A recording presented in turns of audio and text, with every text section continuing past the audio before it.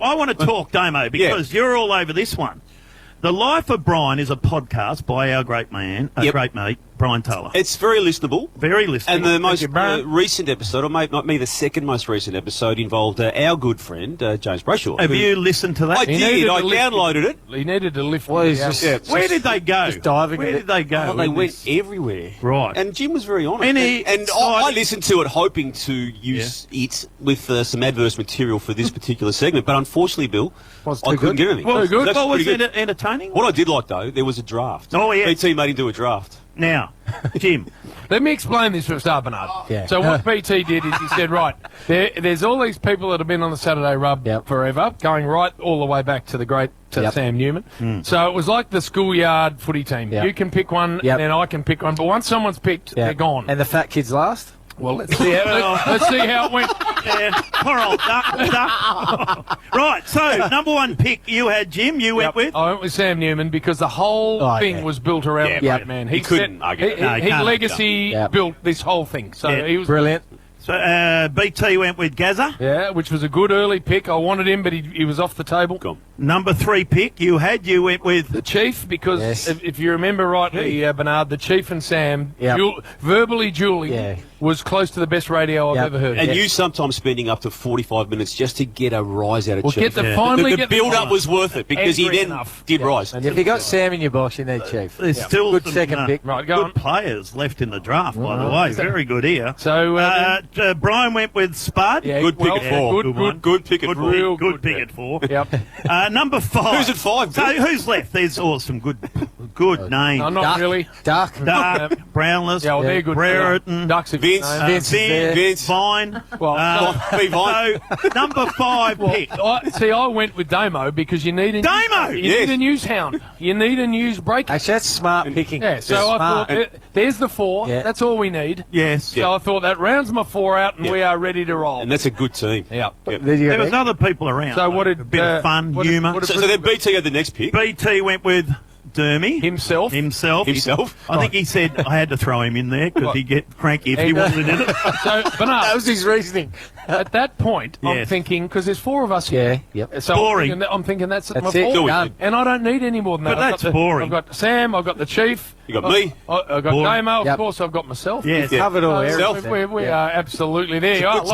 But you had another pick. Because you asked another pick. I didn't know. I needed another. Was there a rookie pick or something? It was a rookie. You picked your best mate, didn't you? It was a supplemental selection pick. So was it a mid-season pick? I said, you might as well give me Fat. Fat got in there. He can come off the bench. So the fat kid wasn't picked last. No, well, second last. And then BT had the last pick, and he went with the Duck. The Duck. Duck, yes. Oh, Ducky boy.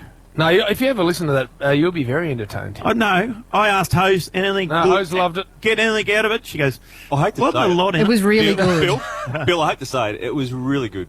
And in that good way. Shut up, Fat Hose. It was really good. It was good. The Wolf Pack will love hearing it. People who are interested in Triple M will love it, just to hear the history of the rub. You gave a bit of yourself, Jim, and it was good. Now, Spud. Spud's game. Yeah, we've got Spud's game next week. Yeah, next week. And we'll celebrate that as it gets closer. But just given that he did go, what was it, number 4 in the draft? Yep. Yeah, we're just going to revisit some of his finalists. We could have chosen any one of 350 bits of audio we've still got on rotation here, but we're going to go the time that we exposed him, Jim, remember, on the Saturday Rub, maybe about 10 years ago, for posing as a doctor. When he rolled up at a function, and the name tag was on the bench, Bernie. It said Dr. Danny Frawley, and then he just decided to go with it. He went with it. He didn't tell anyone, but we found out about it, and then he was very nervous about trying to explain what he did.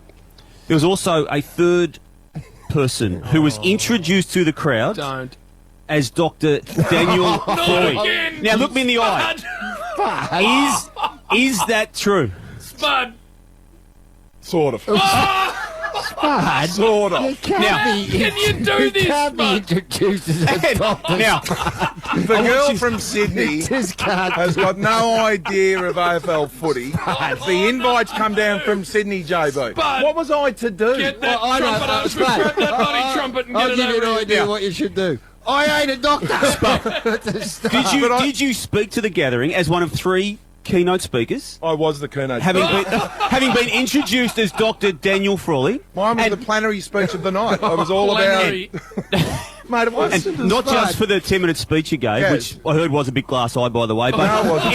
in the subsequent mingling amongst the guests after the speech, did you at any stage seek to correct the fact that you weren't a doctor? No, I didn't. Because And did you engage yourself with doctors in conversations about medicine? Down tools! He's grabbed hold of the warrior! How good is that? Bernard, he got up and spoke as a doctor. Did he speak medically? No, I wouldn't speak anyway. no one knows. Like the team of the century. He was announced as the fullback for 7 straight years. And never said anything, just Never sat said there, a word. just nodded, yep. And not only was he not in that team of the St Kilda team of the century, he wasn't in his own local team. Bungaree. And his 2 brothers were. Someone looked it up one day. Yeah. They said, well, just have a look at this St Kilda team. It makes sense, though. You'd think he'd be in the century, but he just let it slide. Well, we all let it But his excuse was when he was called out, I was a selector. I put myself in. Bernard, not only not the fullback, not on the bench, not in the extended squad, he was not anywhere.